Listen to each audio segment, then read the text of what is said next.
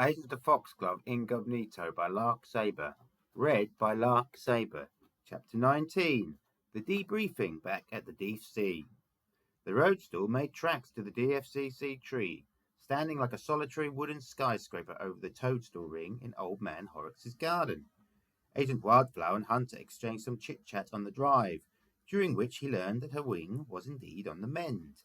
But there were lulls in the chit-chat. Hunter sensed his handler was letting him collect his thoughts after witnessing his brother's startling transformation into a sunflower, and also encouraging him to preserve his energy, particularly the verbal kind, for a long afternoon ahead of quick thinking and fast talking. Agents Hobby and Wildflower soon joined Puckerton X in the anticlimactic classroom of the DFCC, after arriving at the underground garage like a polka dot umbrella-shaped bullet, and then crisscrossing on foot the metallic maze of corridors Hunter remembered from his previous visit. Well, Agent Hobby, what can I say other than that you've done a spiffing job, absolutely top-notch. Your penetration of the Mobilino crew was nothing short of revolutionary. We've learned so much. Agent Wildflower and I were monitoring your progress via the walkie-talkie in your pocket, and we now know why the Toodley skib they're stealing all this fairy dust, as I'm sure you yourself recall. This gobverter doohickey really is a red alert, an absolute catastrophe level threat. Godber's not only impervious to our magic because of those blasted bogsies, but now planning to wield enriched so-called goblin dust against not just us fey folk, but your people too, Agent Hobby. It makes my wings droop to even think of it. Parkinson X ceased his pessimistic appraisal of the situation and stroked his chin. His right eye, the one which still worked, looked at Hunter solemnly. He shook off this solemnity and continued in a perkier, pluckier tone. Now we realize we threw you in the deep end, but some of our goblinguists have been poring over written transcripts of your interactions with key members of the Mobilino organization, namely Mr. Lefty Licino and the Godfather, Boss Brasco. The other two chaps in Lefty's immediate circle were inconsequential small fry, to be honest. We've managed to decipher some of the more obscure goblingo, just in case you were having a spot of bother understanding the blighters. Goobar seems to mean a fellow gobster, whilst Gumar is a female goblin. A gobby gavone is a guzzle-guts godber, aren't they all?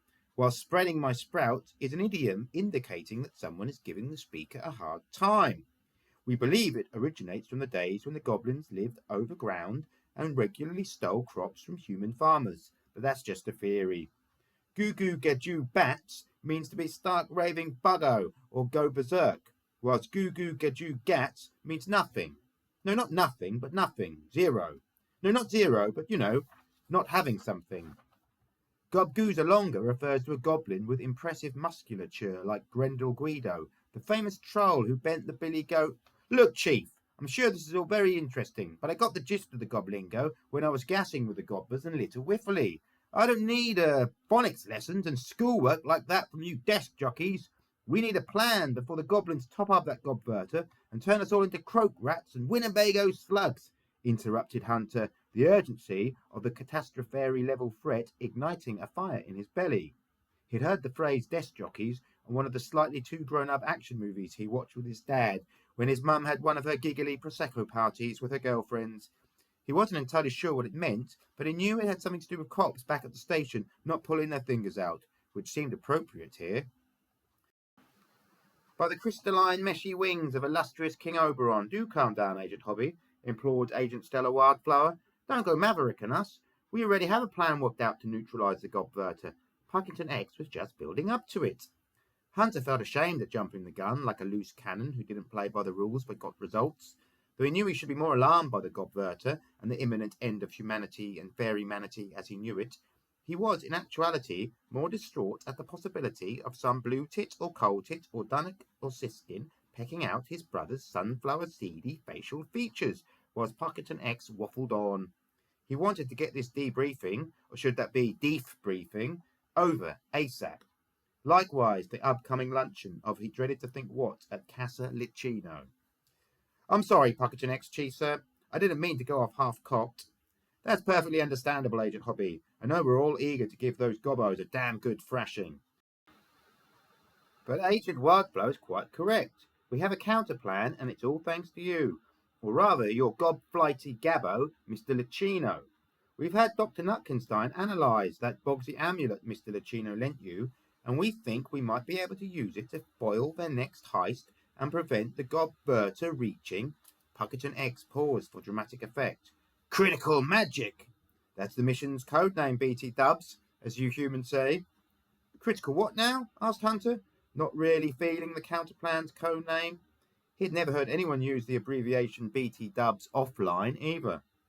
Critical magic, like critical mass. Look, I didn't come up with it, Agent Hobby. Agent Bluebell did. And between me and you, I think her fairling Blatchett was the originator of the code name, admitted Puckerton X, his candor laced with buck passing. But let's get the Toodly Skib out of this dusty old training room and hover over to Nutkenstein's lab, where he'll give us the specs and Operation Critical Magic. Puckerton X's wings vibrated as he floated forth out of the training room into the DFCC's warren of corridors, followed by Agent Wildflower, whose wings still hadn't quite healed enough for her to do likewise, and Hunter, who could only fly if his parents booked a package holiday to Turkey or Spain. Hunter remembered the silvery, stainless steely cat's cradle of passageways from yesterday. It was replete with crackling intercoms, silently flashing security alarms, bathing the halls in invisible laser sensors, and pristine official signs pointing this way and that, to such departments as Goblinguistics, Advanced Tactical Magics, Flutter Simulator, and Wand-Waving Firing Range. Yes, Hunter remembered this maze and its high-tech secret base stylings, but he couldn't for the life of him remember his way around it. So it was a good job the chief knew the layout of the deep sea as well as he knew the back of the leaf-like veins on his own wings. Presently, the three F.O.X.G.L.O.V.E operatives were in Dr. Nutkenstein's macabre lab. The glass eyes of the squirrel head trophies stared mournfully at Hunter. He tried to ignore them. Ah, it is the super agent who provided me with the wunderbar Bogsy, Dr. Nutkenstein greeted Hunter in his thick accent.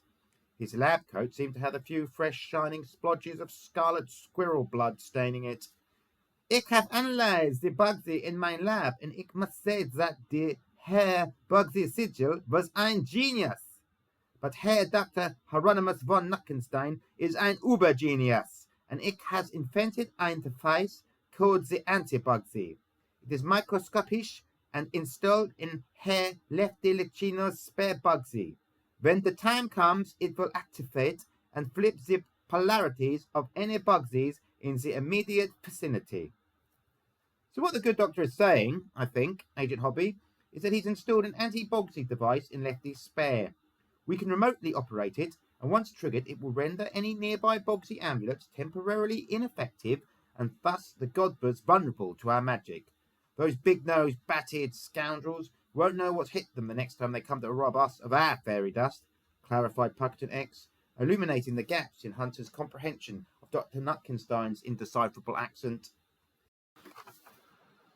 Yeah, that is richtig, but the anti-Bogsy control has the limited range, so we must wait until the goblins is in the vicinity of Dragonfly City, yeah?